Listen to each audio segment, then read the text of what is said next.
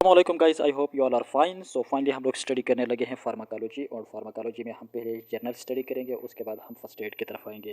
Pharmacology में हम study करेंगे फार्माकोकाइनेटिक्स एंड फार्माकोडायनामिक्स। उसके बाद हम स्टडी करेंगे ऑटोनॉमिक ड्रग्स को, टॉक्सिसिटी एंड एडवर्स इफेक्ट को स्टडी करेंगे एंड मिसलिनियस को स्टडी करेंगे, राइट।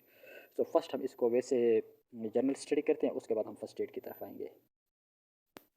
तो फर्स्ट अगर आप देखें फार्माकोलॉजी, फार्मा किसे कहते हैं, ड्रग को, एंड फार्मा को ड्रग को कहते हैं, एंडोलॉजी मीन स्टडी। सो इसमें बेसिकली हम क्या कहते हैं, ड्रग की स्टडी करते हैं, ठीक है, ड्रग की स्टडी करते हैं। यहाँ पे क्या है, the branch of medicine concern with the uses effect and modes of action of drug. Concern कहते हैं ताल्लुक को, ठीक है। सो वो ब्रांच ऑफ मेडिसिन जिसमें हम लोग ड्रग के यूजेस की स्टडी करते हैं, उसके इफेक्ट की स्टडी करते हैं एंड मोड ऑफ एक्शन की स्टडी करते हैं। यानी ड्रग के हम यूजेस की स्टडी करते हैं, उसके साइड इफेक्ट को एंड इसकी मैकेनिज्म, मोड ऑफ एक्शन वगैरह, इनकी स्टडी को क्या कहते हैं, फार्माकोलॉजी कहते हैं, ठीक है।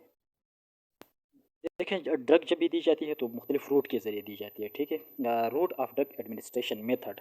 सो फर्स्ट क्या होते हैं, मतलब ड्रग जब भी लेते हैं या कोई माउथ के ज़रिए ले जाते हैं, ठीक है, या कोई उसमें टॉपिकल वगैरह, तो ये हम यहाँ पे अभी स्टडी करते हैं। Route of drug administration method.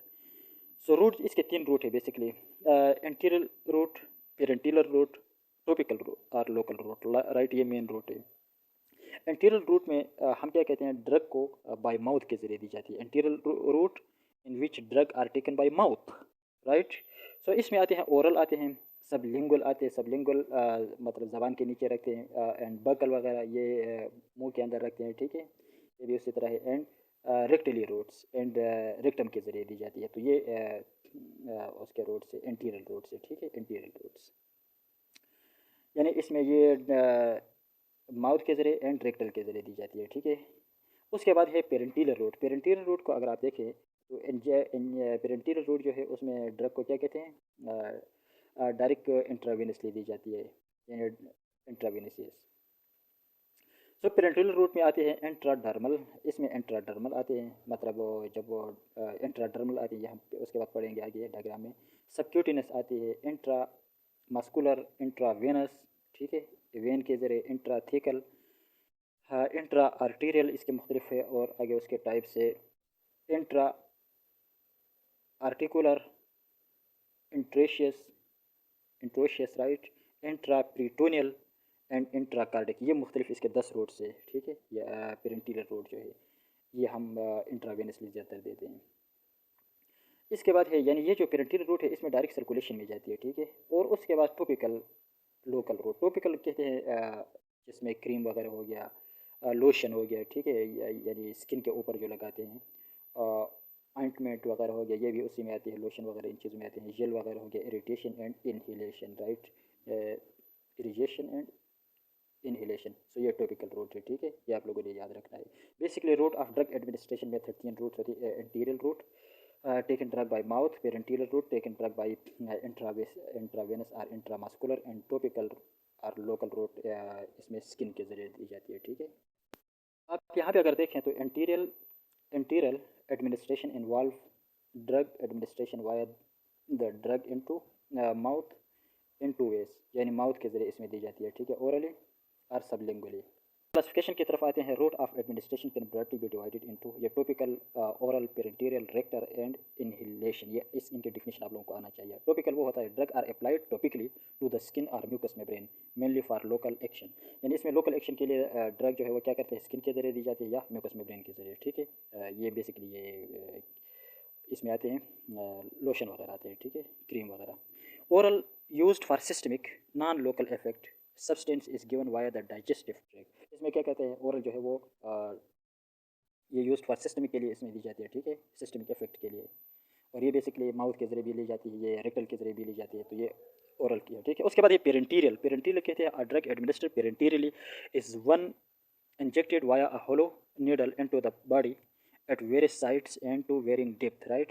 तो इसमें बेसिकली पेरेंटीरियल में क्या कहते हैं, पेरेंटीरियल में ड्रग जो है आईवी दी जाती है या आईएम दी जाती है, ठीक है, इंट्रावेनसली इंजेक्शन वगैरह लगाते हैं। उसके बाद ये रेक्टल, रेक्टल है drug given through the drug given through the rectum, rectum के जरिए बाई पोजिशनरीज और इनीमा। तो इसमें बेसिकली क्या कहते हैं, रेक्टल के जरिए दी जाती है, आप लोगों को पता होना चाहिए। एंड इनहेलेशन जो है ये भी क्या होते हैं, the lung provide in excellent surface for absorption when the drug is delivered in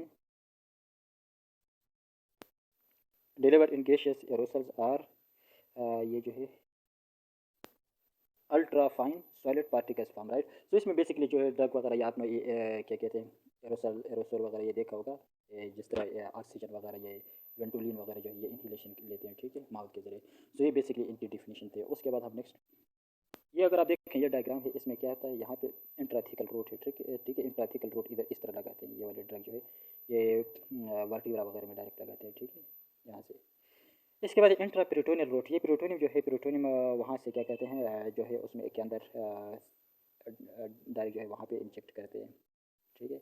उसके बाद intra arterial route, intra arterial route अगर आप देखें तो ये आर्टरीज वगैरह में लगाते हैं डायरेक्ट एब्डोमेन में, यहाँ पे करेंगे। Intra intra tumour route, intra tumour route ये अगर आप देखें तो ये यहाँ पे लगाते हैं, ठीक है, ट्यूमर रूट।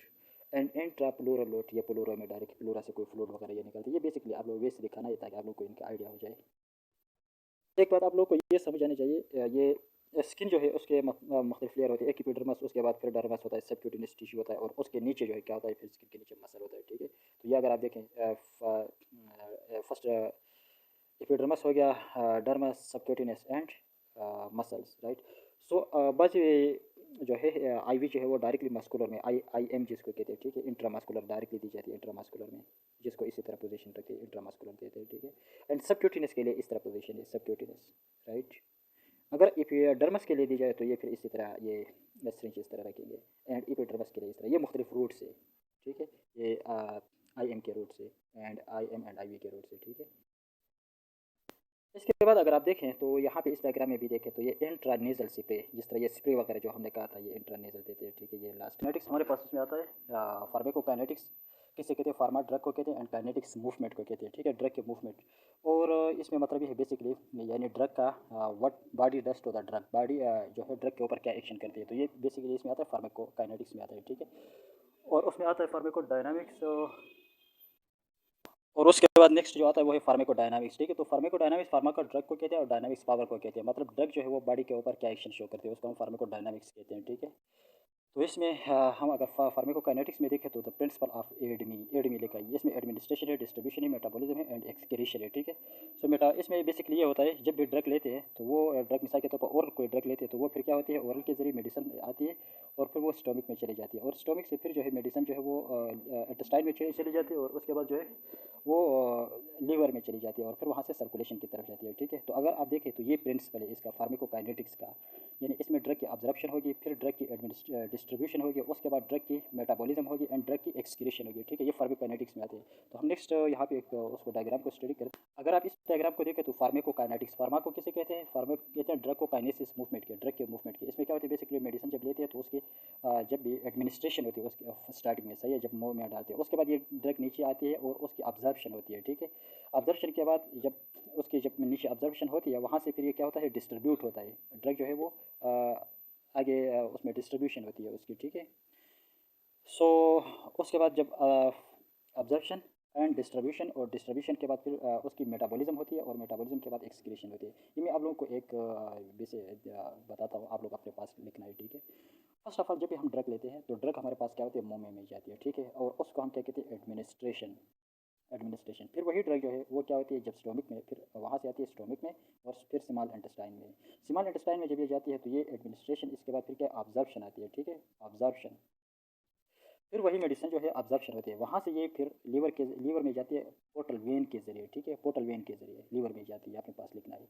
जब पोर्टल वेन के जरिए ये लीवर में जाती है, और लीवर में बाद मेडिसिन जो है उसकी क्या होती है, वहाँ पे मेटाबॉलिज्म हो जाती है। जिस तरह हम इंसुलिन लेते हैं तो इंसुलिन जब ओरली लेते हैं तो फिर वो आके लीवर में क्या होती है, उसकी मेटाबॉलिज्म होती है। जब भी मेटाबॉलिज्म होती है यानी आगे सर्कुलेशन में नहीं जाती है, ठीक है। तो वहाँ से वो फिर फीसिस वगैरह या उसमें फीसिस वगैरह में निकल जाती है इंसुलिन। इस वजह से इंसुलिन जो है हम इंट्रावेनसली लेते हैं, उसमें नहीं लेते हैं, ये ओरली नहीं लेते हैं।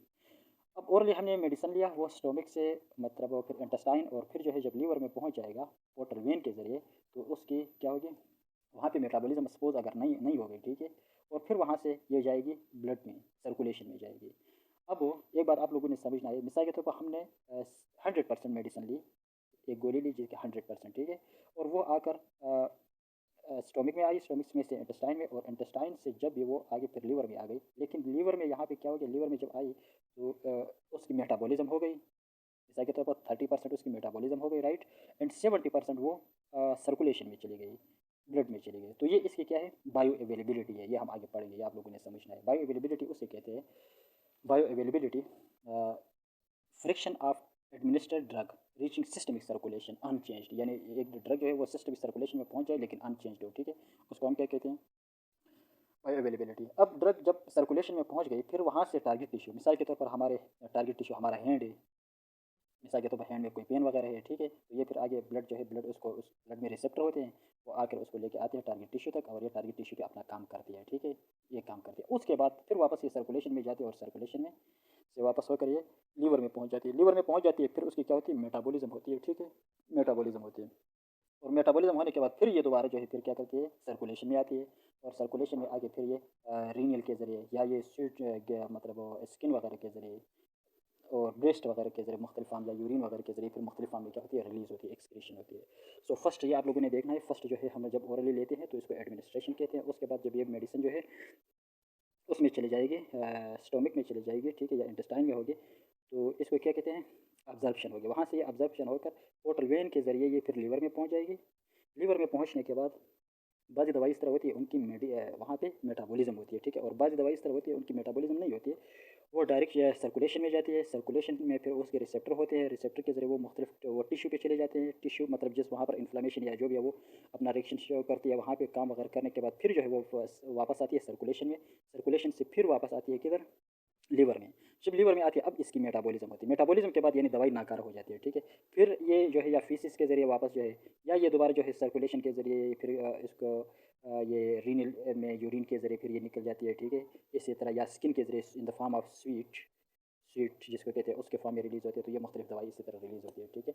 ये था इसका। और एक बात और है, अगर ये ड्रग 100% हमने लिया लेकिन इसकी मेटाबॉलिज्म हो गई, हमने शुरू में लिया, और ये ड्रग जो है आकर स्टोमिक से फिर माउथ से फिर स्टोमिक, स्टोमिक से इंटेस्टाइन, और इंटेस्टाइन से लीवर में आके इसकी मेटाबॉलिज्म हो गई, ये मेटाबॉलिज्म हो गई और कोई आगे बचा नहीं, तो इसको हम कहते हैं first pass metabolism, right, first pass metabolism कहते हैं। अगर ये ड्रग जो है मतलब ओरल से फिर ये स्टोमिक, स्टोमिक से इंटेस्टाइन, और इंटेस्टाइन से फिर ये पोर्टल वेन के ज़रिए लीवर में जाएगी, जब भी लीवर में जाएगी और लीवर से ये फिर सर्कुलेशन में जाएगी। मिसाल के तौर पर लीवर से 100% में से 30% इसकी वहाँ पे मेटाबॉलिज्म हो गई, 70% ये आगे उसमें जाएगी सर्कुलेशन में, तो इसको हम क्या कहते हैं, फर्स्ट बायो अवेलेबिलिटी कहते हैं, ठीक है।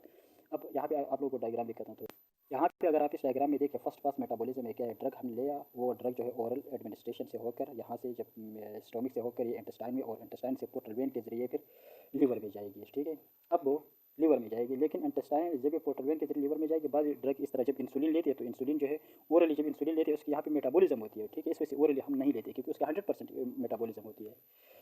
हाँ, अब सपोज़ कोई दूसरा जब मेडिसिन लिया तो वो उसकी यहाँ पे आ गई, थोड़ी मेटाबॉलिज्म हो गई, 70% सिस्टमिक सर्कुलेशन में चली गई, तो ये इसकी क्या है, सिस्टमिक सर्कुलेशन में चली गई, तो ये इसकी बायो अवेलेबिलिटी है। और फिर ये अपना काम करती है, फिर वापस आकर क्या होती है, सिस्टमिक सर्कुलेशन से आके इधर लीवर में आती है, मेटाबॉलिज्म होती है, फिर ब्लड में जाती है यूरिन के ज़रिए एंड अदर रूट्स के ज़रिए ये रिलीज़ होती है, राइट।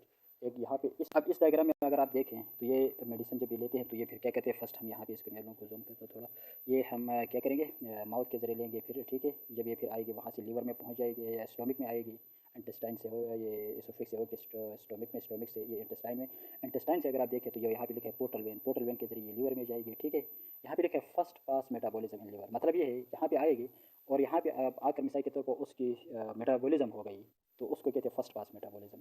अगर वहाँ पे इसकी थोड़ी कुछ मेटाबॉलिज्म हो गए और बाकी ये जो है सर्कुलेशन में चला गया, ठीक है, यहाँ पे अगर आप देखिए सर्कुलेशन में चला गया, तो इसको क्या कहते हैं, मतलब मिसाल के तौर पर 70% आगे चला गया और 30% यहाँ पे दवाई नाकारक हो गई, तो उसको हम क्या कहते हैं, तो इसकी 70% जो ये इसकी बायो अवेलेबिलिटी है, ठीक है। फिर ये यहाँ पे जाती है, अब मिसाल के तौर पर हमारे हैंड में यहाँ पे कोई प्रॉब्लम है, दर्द है, तो ये फिर क्या करते हैं, सर ब्लड के जरिए आकर यहाँ पे आती है, दर्द वगैरह खत्म होती है, ठीक है, अपना काम वगैरह इफेक्ट शो करते हैं, वापस ये फिर आती है ब्लड के जरिए और ब्लड से होकर ये लीवर में आती है, लीवर में आती है और फिर इसकी मेटाबॉलिज्म जो है वो क्या होती है, यहाँ पे इसकी कंप्लीटली मेटाबॉलिज्म होती है, राइट। तो मेटाबॉलिज्म होती है और फिर ये बॉडी के मुख्तलिफ फ्लूइड से रिलीज़ होती है।